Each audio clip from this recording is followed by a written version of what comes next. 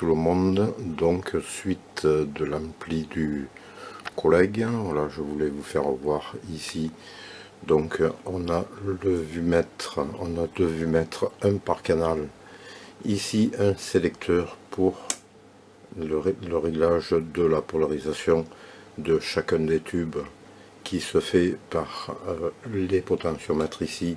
Donc ici je suis pour ce tube là, donc je peux régler la polarisation par le potentiomètre de polarisation. Donc là je suis à 60 mA. Donc indépendamment, donc l'autre tube je peux régler ici la polarisation aussi, donc à l'identique.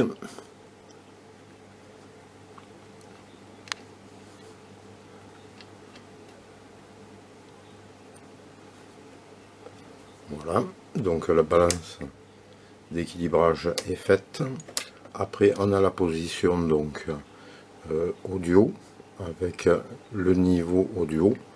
Voilà, donc c'était un ampli, le châssis avait été fait par le collègue. Donc ici on a donc nos 4 KT88. Ici on a une CC83, CC82. Ici self de filtrage indépendante pour chacun des canaux. Le transfo d'Alim et transfo de sortie, droite, canal droit et canal gauche. Voilà pour le châssis qui avait été fait par le collègue. C'est lui qui a voulu donc mettre du bois en façade et à l'arrière. Donc c'est télécommandé par du 12 volts, la mise sous tension qui se fait en même temps quand on allume le préampli. Voilà donc pour le... C'est un appareil qui marche depuis à peu près 8 ans. Donc là j'ai changé les tubes, un tube sur deux, il y en avait un qui était un peu fatigué. Ils sont pas identiques mais de même marque. Le ballon est pas le même. Mais ça reste quand même malgré tout confortable dans la position du réglage du bias. C'est justement l'avantage d'avoir un bias indépendant. Donc là, on peut parfaire le truc. Et pareil aussi pour la balance audio. Donc la balance audio se fait par le générateur. Je vais vous faire voir ça. Voilà, donc ici on est à une fréquence de 20 Hz. Je vais maintenant monter pour une amplitude de 9 volts. 9 volts, je vois pas bien. 9 volts 0,4. Donc je vais monter ici. Je change pas de fréquence. Enfin, je change la fréquence indépendamment. Ici, donc, on est à 200 Hz, 9 volts 90.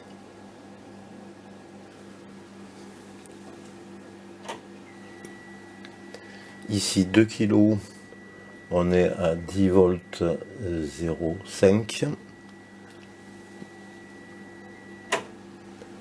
20 kg, on est à 9 volts 82.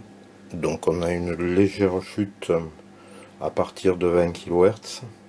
C'est un petit défaut donc dans le transfo qui est de ma conception et de mes calculs. Donc c'est pas très critique à 20 kHz. L'oscilloscope se casse la figure.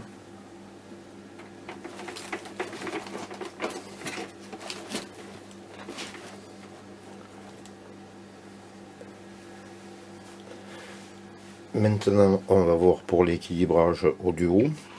Donc, on va se mettre sur la fréquence de 1 kHz.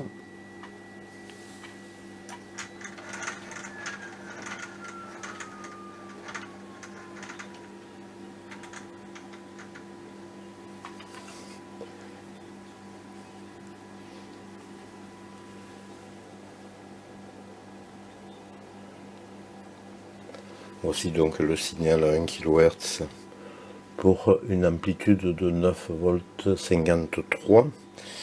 Je touche le potentiomètre d'équilibrage. On voit une déformation dans la sinusoïde et on essaye de la rendre la plus symétrique possible. Donc pour ce faire, on va mettre sur 1 kg l'amplitude maxi, juste à la limite de l'écrêtage.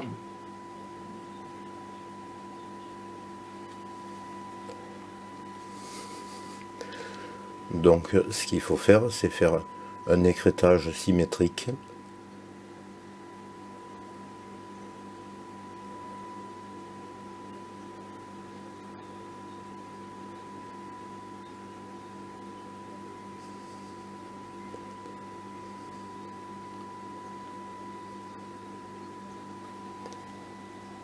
Voilà, donc on est juste limite d'écrêtage.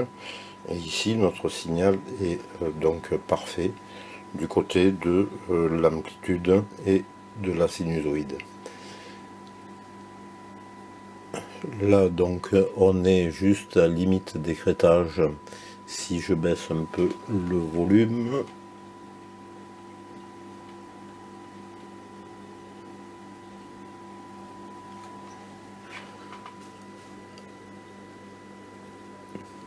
voilà.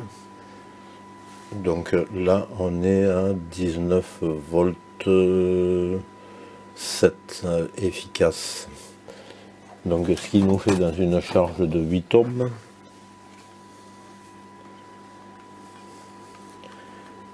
« 19,7 au carré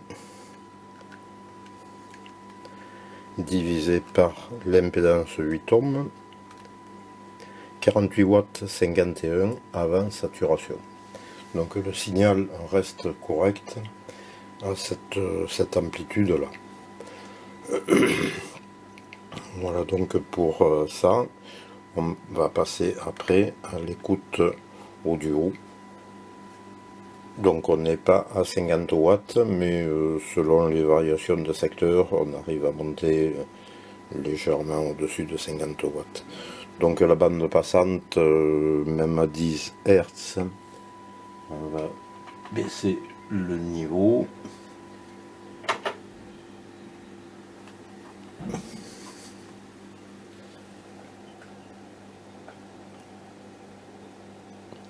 Voilà, on est à 10 Hz. On a une légère chute aussi à 10 Hz. Là, on est à 9 volts 67. Et pour 1 kg, on est à 10 volts 68. Donc on a une bande passante qui est quand même assez grande, qui part de 10 Hz jusqu'à entre 20 et 22 kHz avant d'atteindre les moins 3 dB. Voilà pour ça, je vous fais la suite pour... La prochaine vidéo se rapportera sur la réparation de cet ampli Scott A416, donc qui pour lui a beaucoup de dégâts, tous les transistors de puissance sont claqués. Et donc on verra comment faire pour les remplacer avec le schéma à l'appui et le calcul des courants pour déterminer le remplacement des transistors qui sont complètement obsolètes. Donc on verra ça dans la prochaine vidéo. Je vous dis salut et à la prochaine vidéo.